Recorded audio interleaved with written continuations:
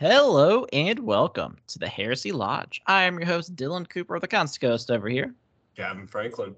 And guys, we are here this week to preview and maybe also review parts of Legacies of Betrayal.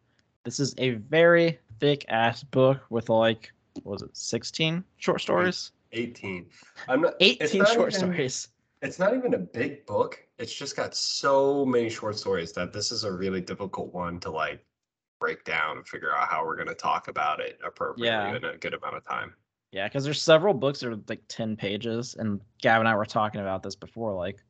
It'd be really stupid to give you the synopsis of it, and then we review it, and it's like, oh, yep, that was the exact same thing you just told us last time. I feel like we do that anyway for all the books.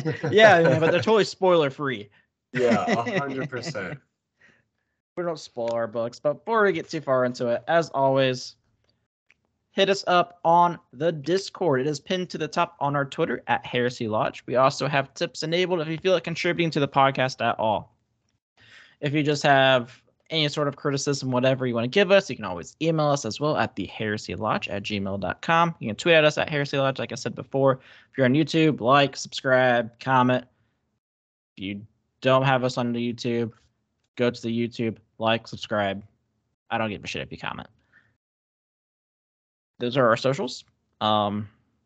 Nothing too exciting has happened game-wise other than the Tyranids are broken, as predicted. They're so big on the Horse Heresy right now. Yeah, they have some really cool models coming out. That box set, it's going to be 300 doulas. You know, it's really stupid that we already talked about this before, where Games Workshop is this money-hungry piece of shit. They have a whole separate thing just full of heavy weapons that you can buy. Yeah. Put it with the fucking minis. What do you mean? Yeah. It's always kind of this difficult thing with the miniatures where either you get you'll get heavy weapons, but it's not enough to actually equip all of the heavy weapons you possibly can in a squad, right? It'd be like, oh, this squad can be equipped with 4 heavy weapons, and they give you 3. And you're like, why would they even? Or 2, just to really fuck with you. Yeah, well, you have to buy another box to get all 4 heavy weapons. Well, what the hell? Or they'll give you none and do this kind of thing. Or they're like, you want heavy weapons? Just buy a goddamn box of heavy weapons, you piece of shit. Yeah, like Grey Knights, we have demon hammers, and every box only comes with 1. I'm like, you fuckers. Yeah, we have this situation in Thousand Suns that I really hate, where you can take squads of 5 Rubric Marines, but every squad of Rubric Marine needs a sorcerer. So when you purchase a box of Rubric Marines, it's 10. It only comes with 1 sorcerer. So I'm like, how do I make 2 squads of 5 Rubric Marines? Just gotta make 10 more. Yeah, it's really frustrating the way that works. So I just kind of kit bash some sorcerers. Yeah, they have it's gonna be an interesting one. That box though, it's interesting because it's $300, but if you actually a lot of stuff. Yeah, if you take apart the stuff that's in there, it's over $500 worth of stuff. So apparently it's an insane value. It's just $300 up front. It's a lot of money. Yeah, there's 30 models in it or some shit. It's got tanks, dreadnoughts, characters. It's got a lot. Yeah, it's cool. Good for them. For all the Horse Heresy players. This big. Yeah, I keep seeing new tanks too, that they keep showing. I'm like, damn, that looks really cool. It does. I just think about how long it takes me to paint those things. Man, I can't. I still have so much shit I need to. I have everything put together, mostly. There's a base. There are bodies. I had to put all the arms on, magnetize the weapons. Magnetizing sucks. It does. That's a big deal. For Thousand Suns, I've only had to magnetize 1 model, and it wasn't even that big of a deal. So the problem with Grey Knights is each weapon, this is the most annoying fucking thing, has a different set of arms that go with it. I would never magnetize infantry. Oh, I'm only magnetizing my paladins and terminators, but that's the same way. But I'm only doing the one-handed one, so I'm only doing an actual hand. I will make it work. I had a huge problem with my crisis suits for Tau because they have 6 different weapons they can take, and they can take 3 of them. So I have 3 spots on my crisis models that I have to magnetize. And then I have all 6 of their weapons that I have to magnetize. And that's for 1 model. So that's 9 magnets. It's too many magnets for 1 model. So then you have your crisis commanders. You have to tower terrible. You have to magnetize fucking everything. It was rough. That was your first stuff too. Yeah, it was a pain in the ass. I did not like. I don't want to ever buy another town model in my life. Thousand Suns are really cool. Like them now. I was definitely gonna say something like that. I'm having a hard time painting because just so much about this hobby. I'm like trying to be competitive with my lists, my current lists, and do training and stuff like that. But I'm also like having to paint and read and watch battle reports and updates. It's just like not enough time in the day, Mm-hmm. I feel you. What are you drinking today, Dylan? Well, good sir. It is nice and hot here in Indiana. It's like a total of like 87 degrees and it sucks.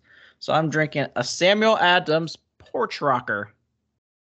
Oh, nice. It is a lemon radler and it's delicious. I'm only drinking one because I'm going to go work out after this.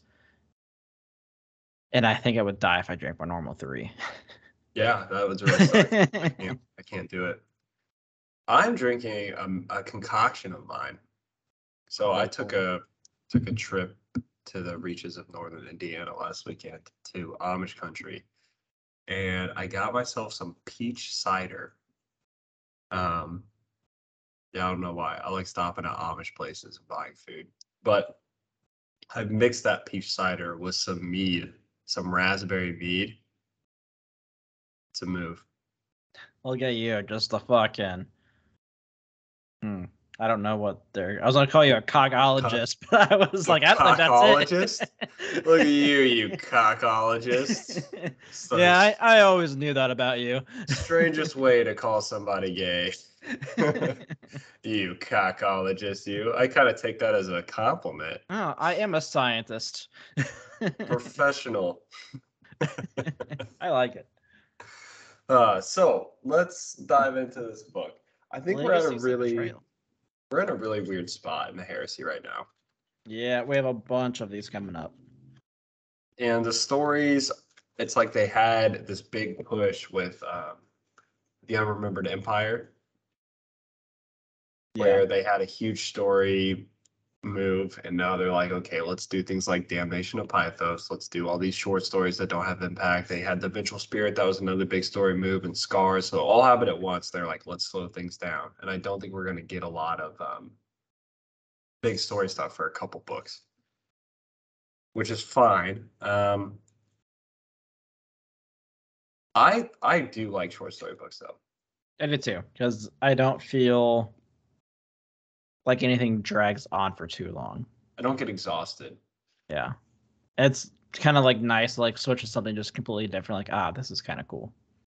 I will say, like, I tend to not get as excited about short story books, and they never make, like, when I'm reading it, they'll never quite live up to like a crazy scene that you would see in like Fulgrim or Betrayer. Yeah. The Last Church was really fucking good.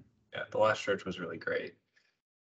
I haven't seen anything so far that I'm mind blown by this, but I've heard The Butcher's Nails is really, really good. It was actually recommended to us in an email like really early on. I'm excited for it then. I'm about halfway through. I think you're a little less than halfway through. I am on page 155, which is like 30%. So I think the plan is we'll just we have a preview of all of it, like what we know, like kind of logistically what they're about, and then we can talk about the ones that we've read. But yeah, so we just dive into that.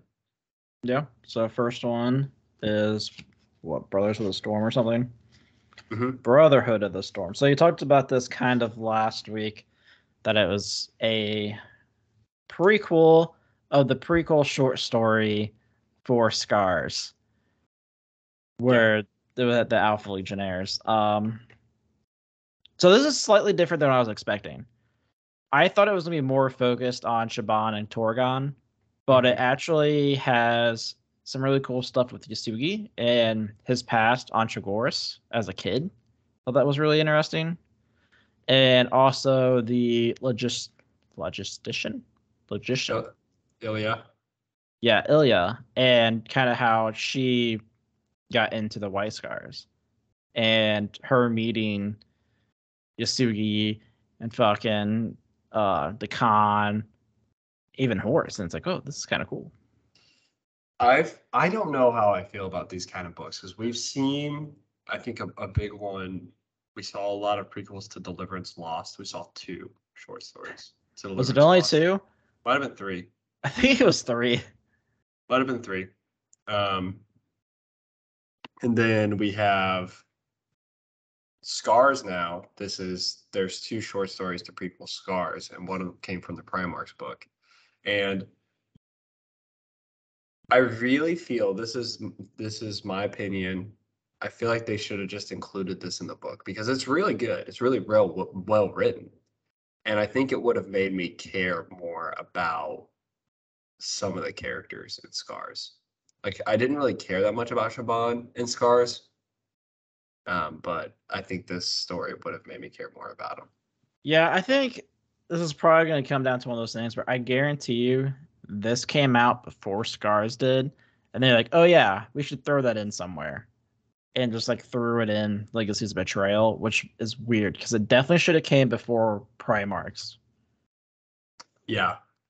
I think this short story does a better job at explaining who the White Scars are than Scars. Yeah, I don't know. I really liked Scars. I feel like Yeah, I thought it was good too. I think they just dove really deep into like why they think the way they do. And in this short story, more than I did in Scars, I was like, I get that. Like I kind of get it now. Like previously I understood, but I was kind of like still that's stupid. And now I don't think it's as stupid the way they act. okay, yeah, that's fair. That's just my opinion of it. Yeah, no, I really like it. And I think it would have been really good for, especially like just having Yasugi earlier in the Sugi's a cool books character. is really cool. I mean, honestly, he should be our main White Scar. Mm-hmm. Our first glimpse of him is at Nikea, and then we don't see him again until Scars, and like we know he's cool there, but we don't really have much about him. But like everyone's like, God, man, Yasugi's the fucking like he's a G, and like this, he kind of like you get like his backstory, and like holy shit, he's gone through some stuff. Yeah, there's a scene in this I would like to talk about later on in this episode where he goes to like get his powers and stuff. I thought that was really cool. Yeah. Oh, the fucking dream he has. I was like, holy shit, what the fuck? Yeah. This story is it's a 3-part story. Essentially, it follows the history of Yasugi. It follows how Ilya joined the White Scars, and it also follows the relationship between Shaban and Torgan. Yep. And like their differences in battle styles and how they got out of Torgus. So actually, what's interesting is like if you look at how the way all this occurs, you have the beginning of Scars and Alfarius take place at the same time, and then it stops, and then the Scars or this short story occurs, and then it starts back up again. So this short story actually takes place like in between like chapters 2 or 3 of Scars, Yeah. and it takes place after the Alfarius story in Primarchs. Is it called Alfarius? I don't. I don't know. Anything with the fucking Alpha Legion's gonna be called Alfarius. There's a really funny thing that happens with the Alpha Legion in one of these short stories that I'm excited to talk about with you. I think it's kind of just. I haven't got to him yet, but I'm pumped. The next story is by John French. It's called Serpent. Weird ass fucking story. It is weird. It's like 10 pages. I think when you hear Serpent, you can probably assume it's gonna be one of two things. It's either gonna be about Emperor's Children and Fulgrim, or the Serpent Lodge. And it's number 2. I always think about or Alpha Legion. Oh yeah, yes, with being the Hydra. Mm-hmm. I honestly assumed it was gonna be about Fulgrim. As soon as I saw Serpent, I was like, "Here we go. Some weird shit's gonna happen." Graham writes a few books in here. There's a whole short story about Lucius, so I'm sure there's some fucked I'm up sure stuff that's in there. him coming alive and getting possessed by a demon or some shit. So there is this story is about it's a really big demonic story, just a ritual. There's really nothing to review in this story. It is literally some Serpent Lodge stuff where they do a ritual. Yep, that's the story. Yeah, we'll get back to it if we have time. Hunter's Moon is a folktale-like story. So it's a person telling a story about what happened when they were a child, which was during the Horus Heresy. And it's about the conflict between the Space Wolves and the Alpha Legion. And it kind of it's an interesting take in my opinion because it happens in the future and but the person's telling the story about the past and it's a very human perspective that he's telling it from. Cool. That's my next one. I'm really excited for it. Yeah, it's okay. Like I'm not saying it's great. It's just kind of like an interesting perspective. Veritas Pharaoh. Get this. You know what book needed a prequel? Oh, I can tell you what book really needed a prequel, and it is The Damnation of fucking Pythos. I was sitting there like, man, what happened before this? It's like, whoa, the Iron Hands have a ship? Who would have thought? And what's so funny about this is like, I read this short story and I was like, this would have actually kind of been a little bit important in the book because it talks about have you read this one? No, but I mean, you Yeah, can just look at it. it's very short. It's 10 pages long. Why didn't they just add this in the book? I know it wasn't a long book, but like it talks about like what happened to them at Isfahan 5 and how they rescued the Salamanders and Raven Guard. And I think it's kind of important because I feel as if this is what the real animosity between the Salamanders, Raven Guard, and Iron Hands should have been. Like this makes way more sense than the bullshit that they made up in the book. So it would have been a much better. It's probably one of those things where, like, man, this would have been way cooler if we did this instead. Let's add in this like 10-page short story real quick. Yeah. Is it even by the same person? Yes. David Annandale. Yep. Who, like, so interestingly, like, never writes anything else. He writes Wolfsbane.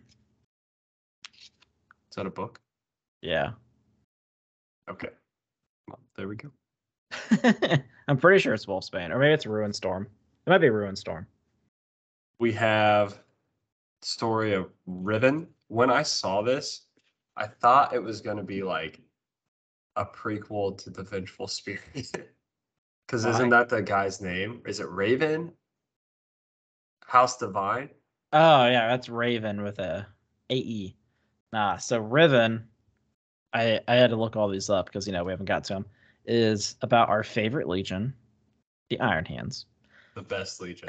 Oh yes. Iron Hand now. We can't get away from them. I know it's fucking worst, but we have the Iron Hand. An Iron Hand survived, obviously, and he gets a mission from Rogel Dorn to get this. Find more Iron Hands.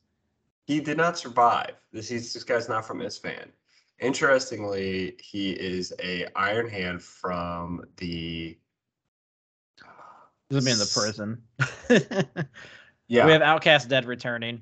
Yeah, that's actually what it is. Oh my god, how do I predict these things? Yes. It's like Did Graham write this too? No. Nope. John French. Yeah, they're from like the Something Crusade. So like all of the Shadow legions Crusade or something like that. All of the legions like put some people in this like crusade thing, and they're on Terra and they got arrested because they had traitors, and then they were like being tortured by Custodes, and so was this dude. And then they untortured them, and then they're like, Rogel Dorn was like, I got a mission for you. Go find some more Iron Hands and bring them back. Like Rogel Dorn is running out of people so badly that he's like, all right, fine. See if we can find Iron Hands. Hey man, can you make a gun? I need more guns. Oh my gosh. And he eventually runs into some Iron Hands, and there's some really weird shit that goes on. Like, I am gonna need somebody to explain this to me after probably next week's episode of like what the fuck is actually happening here, because there's some weird stuff with like maybe some zombies. Yeah, I think I saw something that it's supposed to have like some like zombie weird shit going on. It's very strange. Where I'm like, I don't know. I would like for somebody to tell me about this. Hey man, we haven't seen zombies since like Davin's Moon. We're not talking like Nurgle zombies though. Oh, Yeah, it's it's just weird. normal zombies. It's like dead who like I don't know. It's very strange. I'm here for it.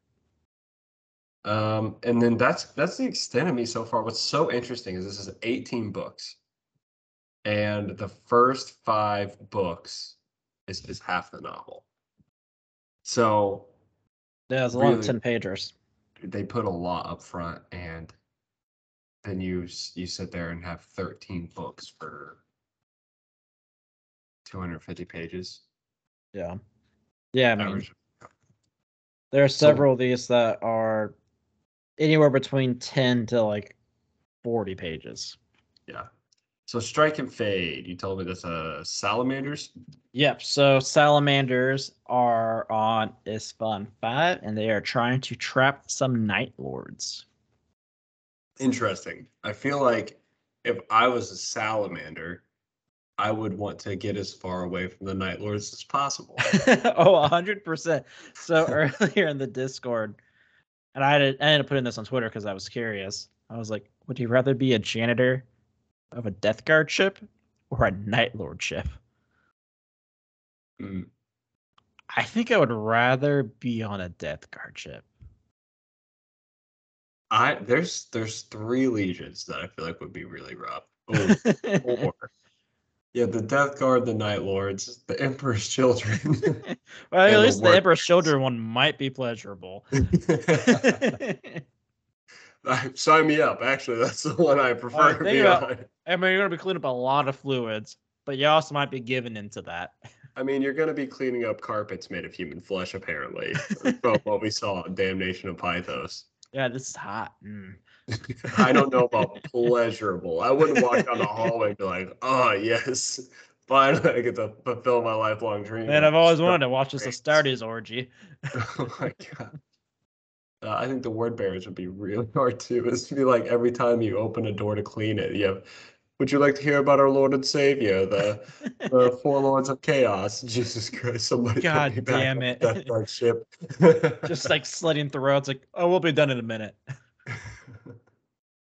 You constantly have to clean up sacrificial blood. There's more dead word bearers on that ship than anything else. They're constantly killing each other and leaving them as sacrifices. What do you think? You're on the fucking Night Lord ship. You have Conrad like talking to fucking dead bodies everywhere. Like, what if you clean up the wrong dead body? I would like to write like a comedy series of a janitor that like is randomly in random places throughout the 40K, 30K universe, whatever. And just like, Man, I clean stuff wish one of us could do like animation and we just did like our own like short story version of like that shit.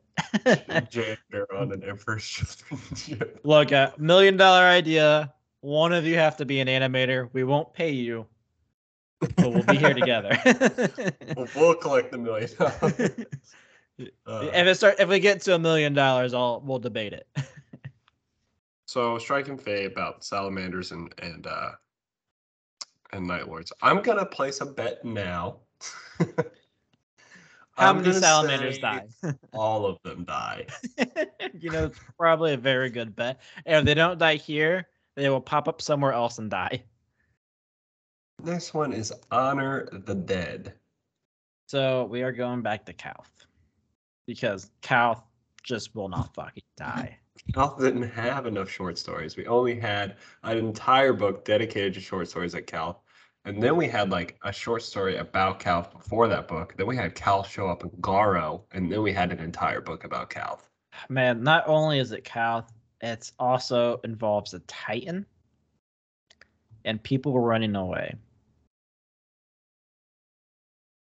And I fucking hate Titan talk. And then he turned and he exploded and it blew up the entire continent. But someone inside survived, even though they're on the ground. Then we have Butcher's Nails, which I am very excited about. We get our boy Angron. Angron. Yeah, this is about Angron. Let me just read this real quick. Looks like he's on a secret mission with the Word Bearers. Oh, I think this is actually supposed to be about like how he's dying from the nails. Ooh, I like that. Because we didn't really get a lot of that in Betrayer, but it was an interesting plot point. See, that's why I like ADB. I feel he's like, man, my book was good. Let me just like add a little bit to make it a little more interesting. Yeah, and I don't know if I said this on air, but we actually had this book, the audio version of it, because it's an audio book, was first mentioned to us like super early on in the podcast. Like, hey, if you guys like this, you should listen to this. It's really cool. Next up, we have War Master. Let me guess. Is it about Horus? Well, of course not. It has to be about the real War Master, Ferris Manus. No, just kidding. Although Ferris Manus is in it.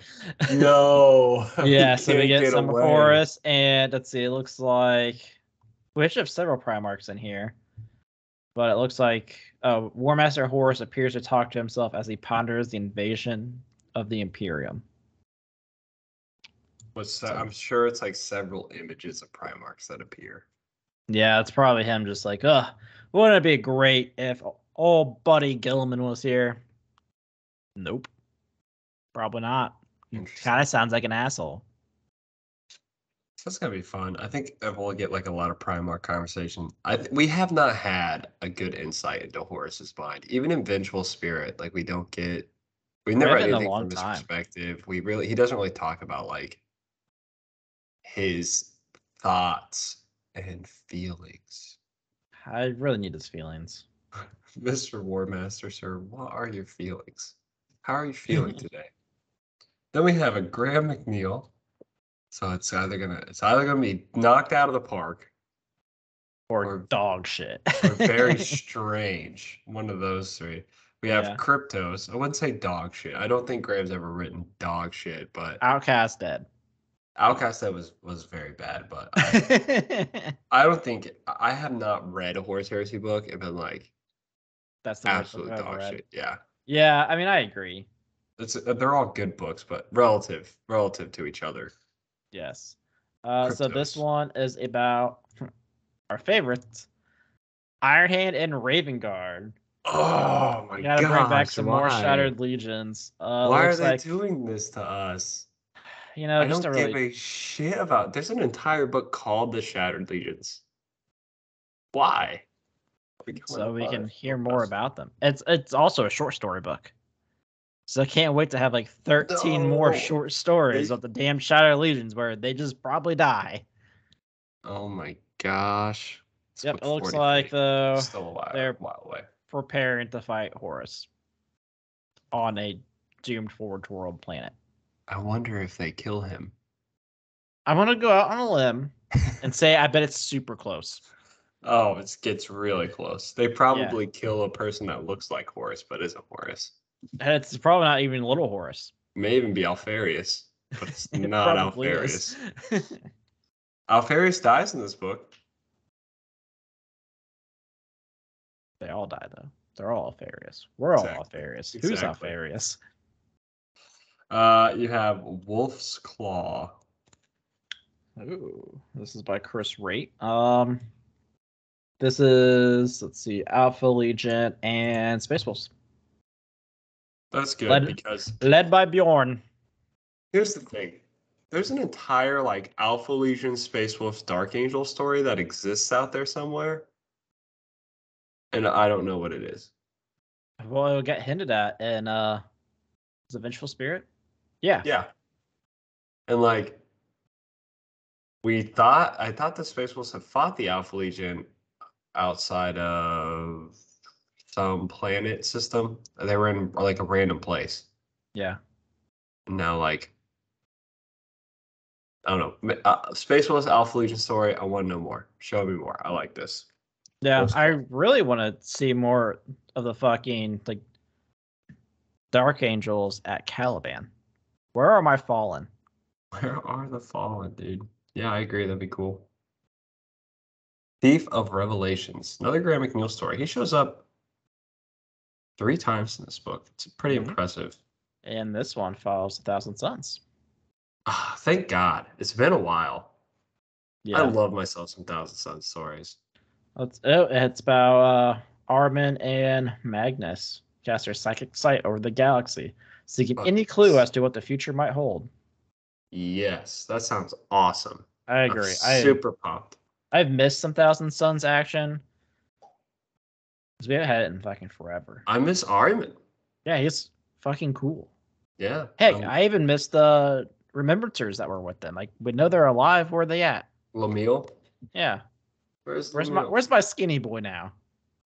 That dude worked his ass off. I need to know. The divine word? Oh, let me guess. These some word bearers? Well, the first thing I saw was highlighted was the Licitito Divinatus.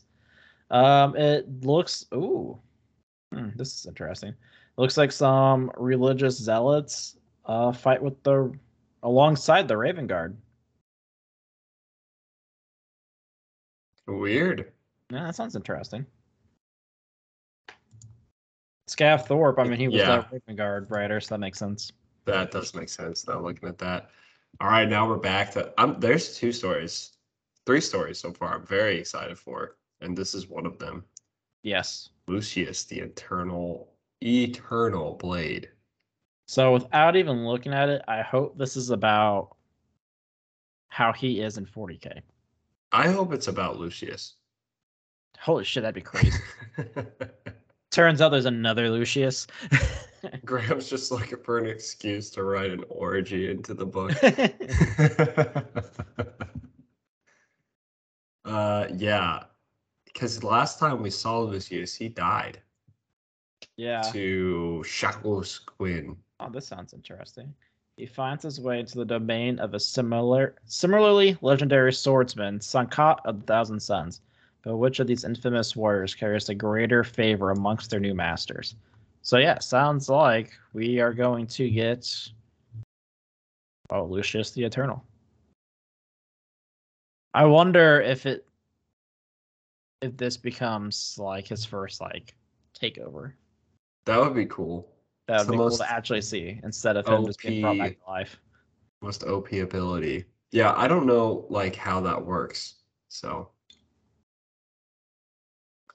the Eightfold Path. This is about Karn and the pits. There's what I'm excited for. I also probably with Sigismund. I don't know.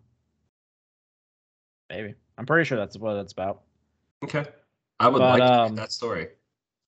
Same. Oh, actually, no. This might be about him turning to Khorne. That makes sense. The Eightfold Path. Yeah. Walking the path. I would like to read that story too. Same. I also just bought the Khorne special edition book last weekend before it sold out. You did it. Yeah. I'm glad I did because it sold out like the next day. Actually, nice. I think it was sold out like minutes after. I'm definitely going to be buying the Dorn book. Very pumped for that one. So one thing I've heard about the Primarch books is they're only like 200 pages. I'm okay with that. Are you like, not okay with that? No, I'm fine with that. What I'm not okay with is they're like $25. I'm not like when it comes to Games Workshop, I'm not upset about the price of their books. It's just price silly. Of their books is the last thing I'm worried about. That I can buy Thousand Suns, which is huge, for $10. Or I can buy they're all hardback. True, I guess. I don't know. I'm gonna bitch to bitch. I get you. I understand what you're saying. And like maybe I'm being a little elitist right now. Like, why you're so upset about the price of the books? I'm like way concerned about the fact that they sell their rules. I think that's just bullshit. But yeah, books too. That's expensive. Oh. Guardian of Order. Apparently I got my wish because this follows Zahariel being ordered by Luther to do something.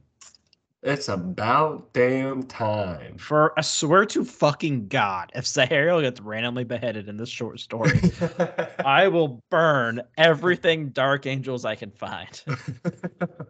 I can just imagine. I can just see it happening because they're like, shit, like we had this whole storyline planned with him and Nimiel, but it doesn't even make sense now. So just kill him. I'm gonna be so mad if that happens. Does Gav Thorpe write all of the Dark Angel books? No, so the first one that for Descent of Angels, like I only wrote like one book. The second one was Mike Lee, I think, who hasn't written another one.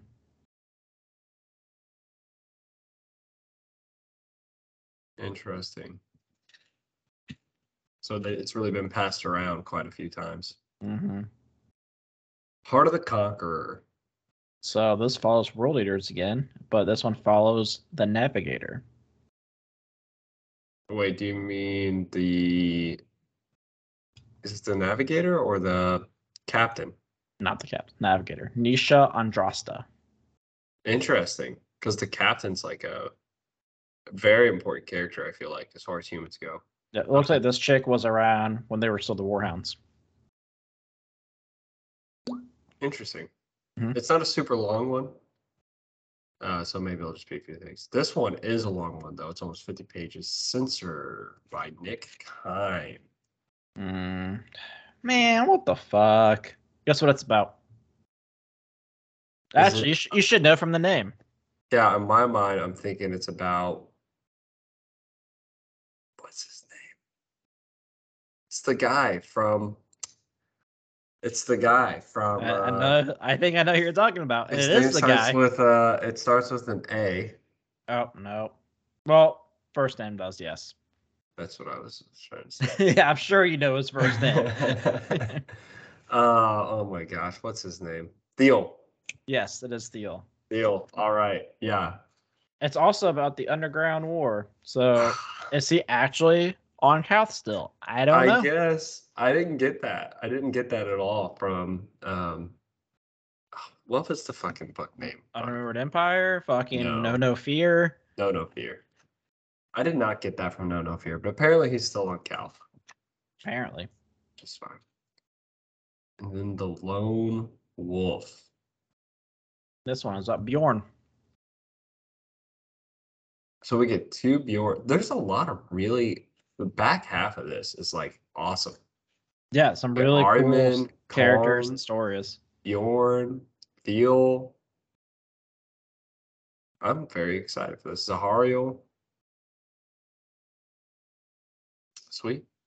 Pumped. Yeah, I really enjoyed that. I was bitching about the fucking not having any of the Fallen. We finally get a Zahariel story. So let's take it back to Brotherhood of the Storm. We both read this book. We can kind of talk about this and get it out of the way because it's almost a third of the novel. Yep. So just so you guys know now, full spoilers for Brotherhood of the Storm.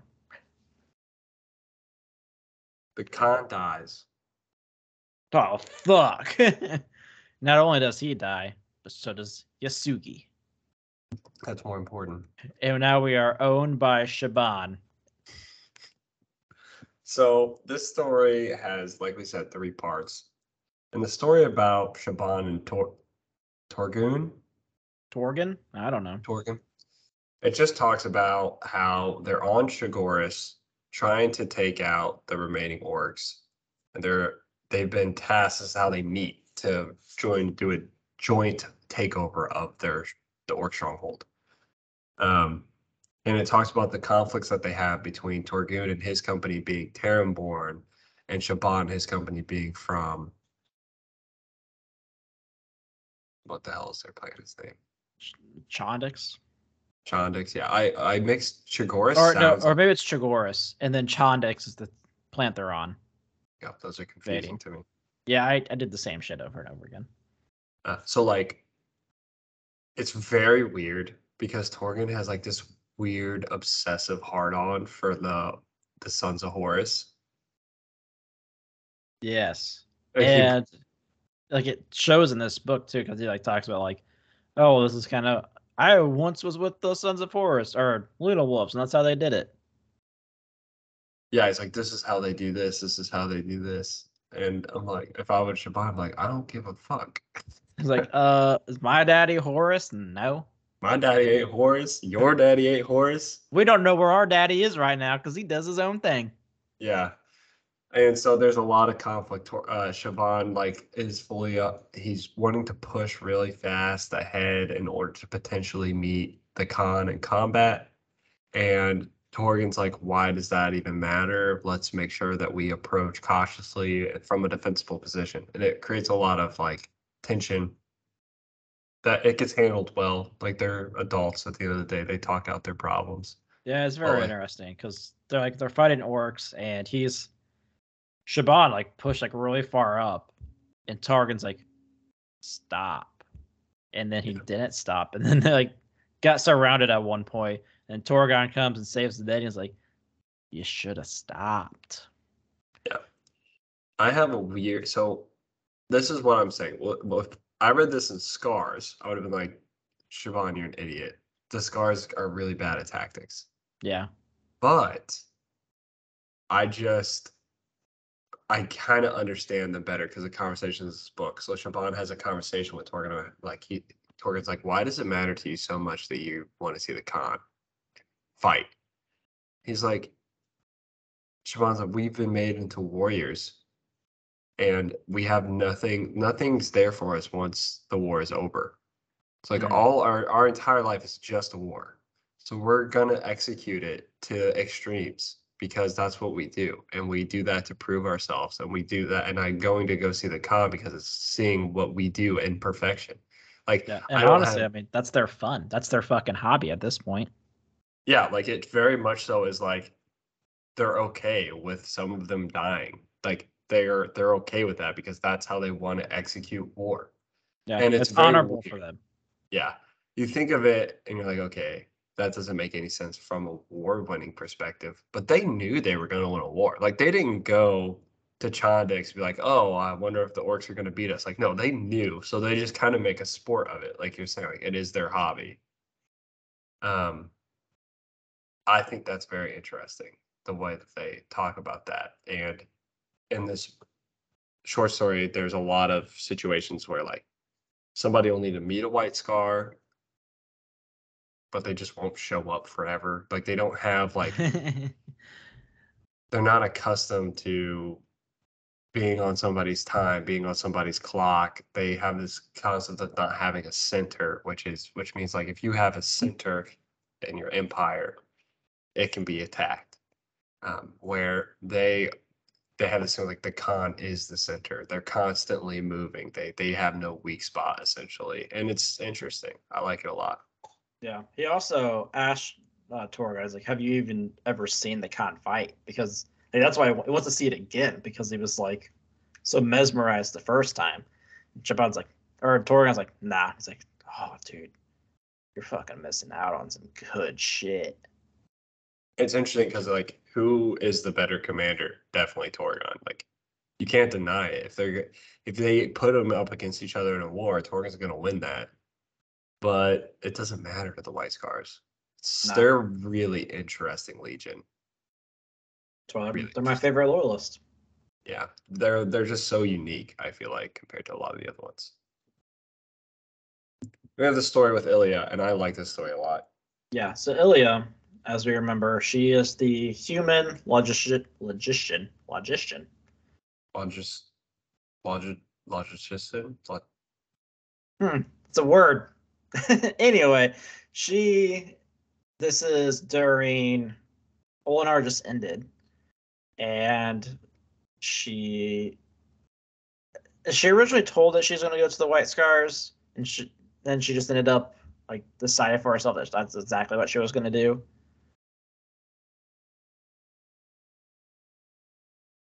Logistician. Yep, that's the word. Anyway, so she is going to join the White Scars, and before she does so, she wants to meet with the Khan and tell him, "Hey, you guys do a bunch of shit wrong. I'm gonna come fix it."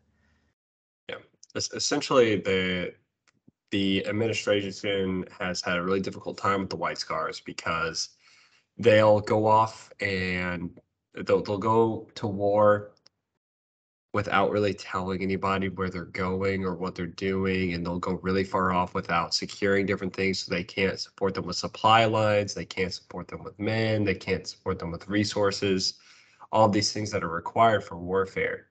And the administration in the past had attempted to fix this.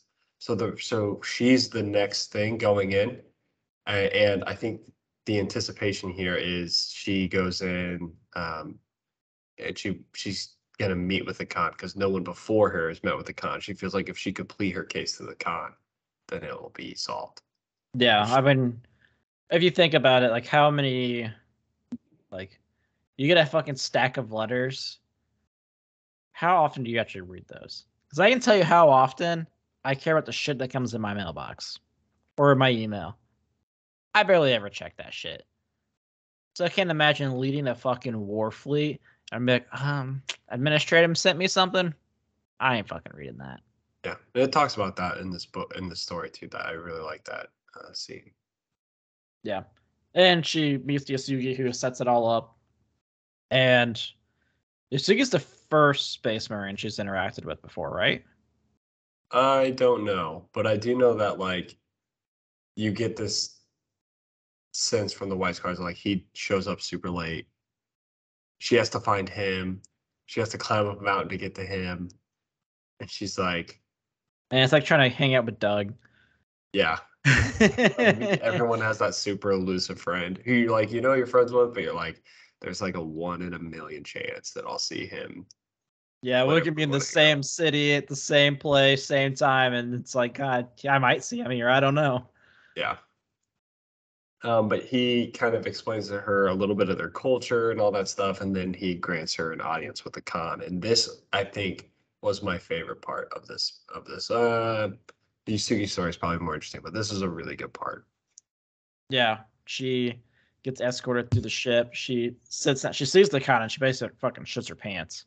She's like, "Wow, that's a Primarch." And before this, Yasuki was also like, "Look, call him the Khan. Don't shit your pants." Yeah. And she's like pleading her case to him, and he's like, "Do you really think you're the first person to like say this shit to me? Mm-hmm. We know what our problem is. Yeah, I'm not an idiot." She really messes up because she says a few things, and this is why I think this short story really belongs in Scars. Like I would have been okay with Scars being a longer book because she says some things that are directly like counter to what the Khan talks about and what the White Scars talk about in the Book of Scars, where she says like, the truth is we're going really far out because there's barely anything left to fight. Do you really think there's something that's going to hurt Terra now? And the Khan talks about in Scars how he hates that all these rulers would think that nothing can hurt them anymore, and they grow fat and they grow like not worried about things, and that's when they die and something attacks them. So I feel like she is saying all the things that the Khan despises about humanity. Yeah, and he's even like, "What you want us to be like is a fucking just like a train, and you know exactly where we are at all times, blah blah blah." And she's like, "Yes, that's exactly what I want to be like." And he's like, "Bitch, I don't care." Yeah. And Horace walks in at that moment to And then she really shits her pants. Yeah. They have a whole conversation. You don't really get to see what it's about. But she comes to this realization pretty quickly where like you're reading this story and you're like, this is an interesting story. And then she's like, oh my God, like why would I even bring this to this dude? This dude's got so much shit going on. Like, and I'm gonna tell him he needs more ammunition. Like, come on. Like, this dude does not have time for this. And I'm like, as a reader, I'm like, that's true. Like, I felt like I was wasting the Khan's time by reading the story. You know what shit, I mean? should I be reading this right now? My gosh, this dude has way more important things to do than be on my mind. Don't want to take that away from him. But there's a really cool scene between him and Horace and all of their relationship and stuff like that. And you get the part where Horace is like, can I call him? He's like, whenever you call me, I'll answer. And we get that like first dynamic that kept talking about in Scars, where he was like, Horus is like my friend. If he's to call me, like I'm here to answer that call. Plot twist, he doesn't answer that call.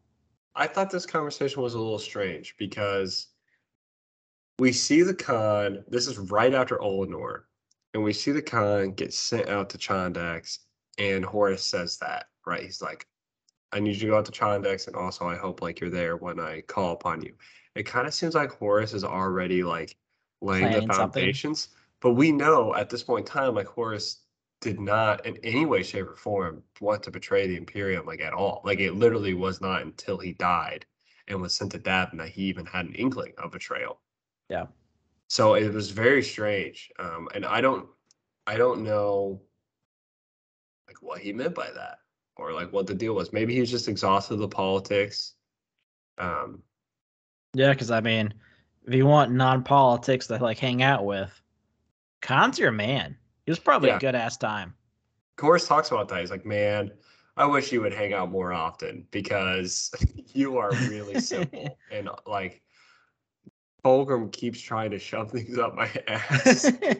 He keeps trying to talk intellectually with me as he's trying to shove a dildo up my asshole. It's not a fun time. Like he thinks he's being sneaky. And I'm really freaked out by that guy.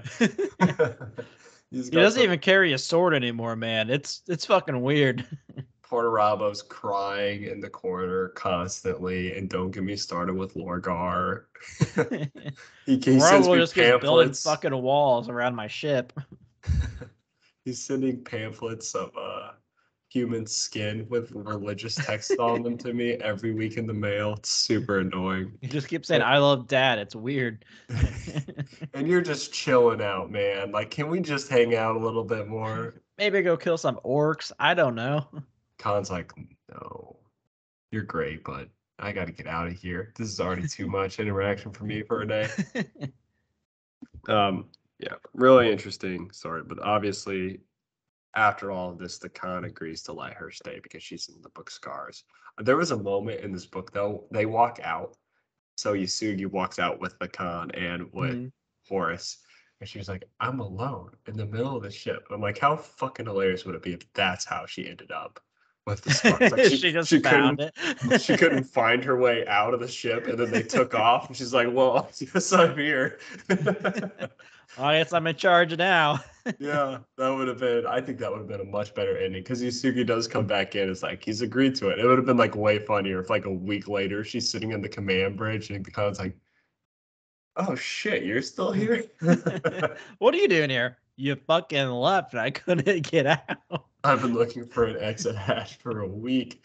It's like shit. Might be. That would have been pretty funny. Yeah, so last but not least, we have Yasuki. And I really, really like the story arc. So we have Yasuki as a child on Chagres? Is that the one that we decided it was? Chagoris? Sure. And so just I don't know if this is even mentioned in Scars, but he has these like light colored eyes. They're like yellow? They're golden. Golden, yeah. So I don't know if like all Storm Seers have golden eyes. They kind of hinted at that, but I'm not entirely sure.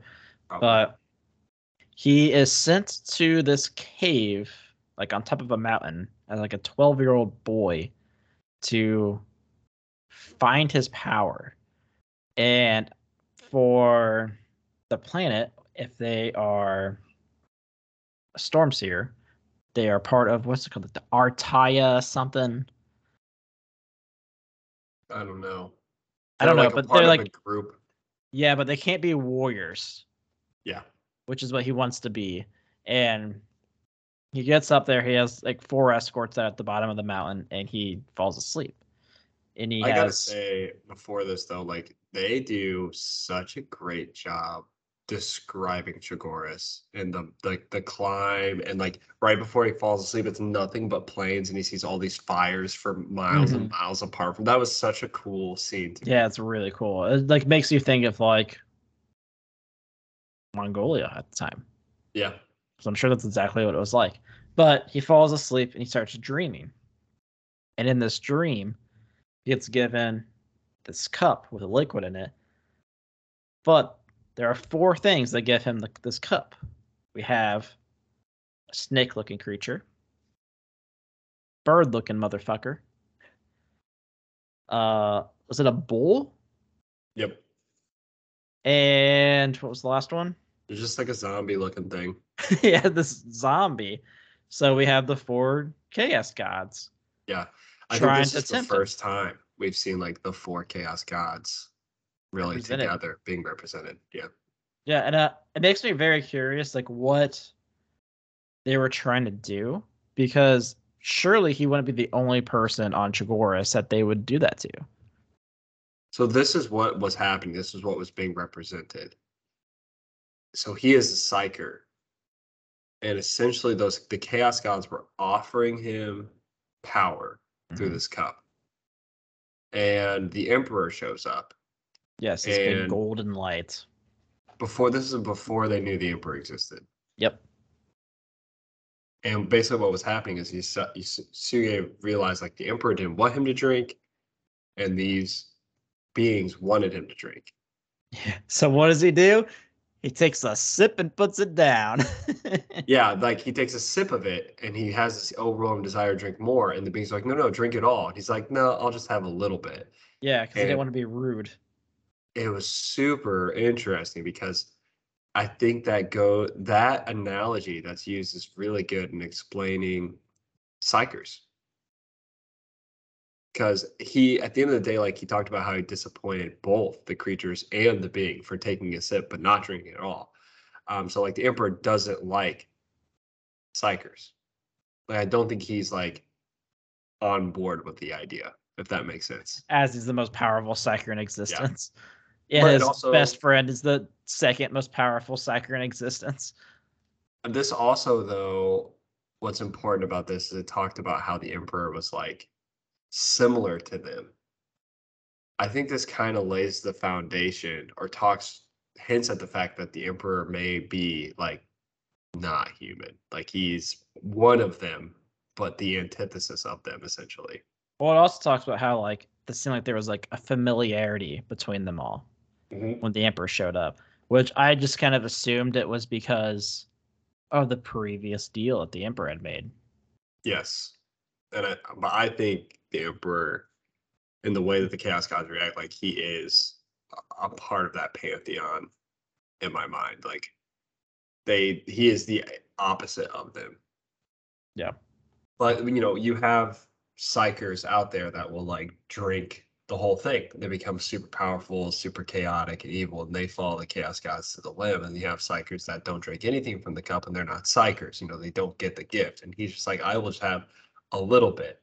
The Thousand Sons are ones that would drink the cup entirely. And it shows that the White Scars are psychers, but with restraint. Do they disappoint the Emperor? Yes, but they do not honor the chaos gods. Yeah, it's very interesting. I really enjoyed that scene, especially having like the 4 chaos gods or a representative of them there. Just different. But that's not all. So after he gets out of there, he goes back down the mountain, finds his fucking group that was supposed to protect him dead. And remember, this is a fucking 12-year-old boy who just fucking had some crazy ass fucking dreams. And then you hear some men start chasing after him. They're called from the group, the Catan, which I think is the main Khan of the place at the time. Yeah, it's supposed to. I don't know if they're like that's like the main Khan or whether or not it's like almost a ruler of a civilization called the Catan. Like, and the Khans are like nomads. Yeah, I couldn't tell, but either way, he's getting like chased by them. He runs really, really fast, gets away for a bit, and then he gets caught by some horses. And then as he gets caught, he like summons fucking lightning and just obliterates people. And the Khan shows up. He's like, "Yo, Gucci, my man, your new name is Yasuki." Yeah, so what's interesting is in the beginning of the book, you actually thought that he was already following the Khan. Yeah. but his con was different than the con. Yep. And that's when the con shows up, is like, you're now mine, and I want you to be my storm seer, or one of my storm seers. And that's just like the origin story of how he came to be. Yeah, and it's really cool. And I wish we had more backstories like that. Like I really enjoy pre-Astartes just to kind of get like their mindset, like, oh, like why did you become Astartes? How is it that you're so high up? You know, things like that. I think they are really cool. There are, the one in particular I'm thinking of that I dislike is Descent of Angels, because that's like it's a whole backstory that's an entire book, and it doesn't even make any sense at the end. See, I liked it until they like just did dumb Became shit. Astartes. Well, one thing that I was so really disappointed is like Zahariel seems to be, and Nemiel both seem to be very high up, and then they get converted into Space Marines, and they're just like regular dudes. Yeah. Regular Space Marines. So like, it's really cool to see somebody like Yasugi, and see somebody like the backstory of Ariman that they were talking about with like his twin brother. Like that, those are really interesting stories, and I hope we do see more. Hope we see some of that with Karn. Hell, we even had fucking fuck, what is his name? Why is it Servitor. yeah, Servitars. Servitor's story was crazy cool. Yeah, Motherfucker was eating birds. Or feeding people to birds. eating people with birds. Yeah, eating people with birds. Feeding birds to no. What is it? Eating birds? No. We got there. It just took a minute. It was yeah, I like the backstories like this. Yeah, it's very cool. Different. Well, I think we're about at time here. Yep, we are at hour 2. So next week we will start off with what's the next one? The Serpent. I guess we I mean, it'll be like a 10-second run through. Cultist. Ritual. and demon things, I think. Yeah, I think something happened. I don't know. Smoke demon.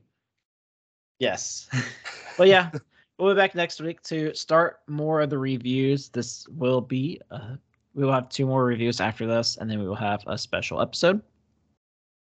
That's it. I don't think there's any holidays this weekend, so you guys just have a good one. Oh, our socials before you have a good one. Discord, pin to our Twitter at Heresy Lodge. Tips are enabled. If you're on YouTube, like, subscribe, leave comments. You can always email us at theheresylodge@gmail.com. Give us stars on things. I don't know. Thumbs ups. All the things. All right, guys. You have a great weekend. We'll be back next week with our review 1.5 on Legacies of Betrayal. Have a good one.